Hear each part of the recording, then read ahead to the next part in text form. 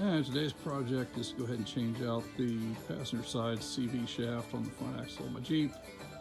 I did this a few weeks ago on the driver's side, and of course at that time passenger side wasn't leaking, but now it is. So kind of a simple fix. I've already been down this road.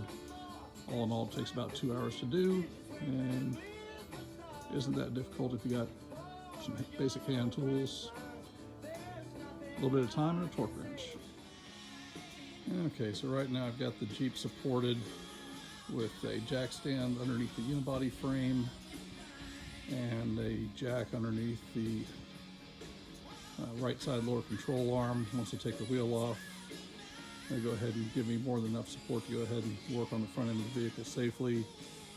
The front suspension can sag a little bit, oh Roxy, but it will not go ahead and interfere with the work I'm trying to do. Alright, so the right front wheel's off now. Here's a good way to know that your CV boot's leaking. All that grease is starting to go ahead and collect up in the fender well. There's the nasty CV boot. Rather than replace the boot, I'm going to replace the whole CV shaft. It's a $42 part, so there's no point in going ahead and just trying to rebuild the thing. I can go ahead and get brand new with a warranty for that kind of money.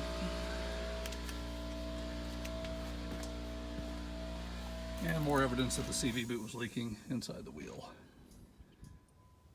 Okay, now I've got the wheel cut to the left, so I can go ahead and access the Torx head bolts on the back of the brake caliper that hold it on, and then I'll take the 18mm wrench to take the caliper adapter off. This tends to work a whole lot easier, and I got some zip ties handy to go ahead and hang the caliper from the coil spring. Okay, so T45 to go ahead and remove the two caliper bolts. These are going to be hidden underneath these little plastic caps on the back side here. Not too terribly difficult. Okay, so there we have the brake caliper supported by a zip tie off this coil spring, so there's no pressure on the brake line.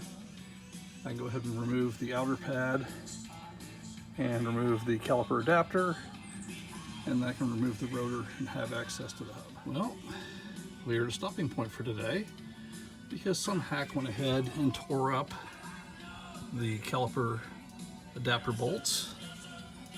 These are supposed to be 18mm.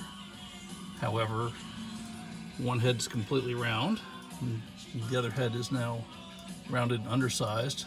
That was with an 18mm wrench on it. Decided it was not going to move whatsoever.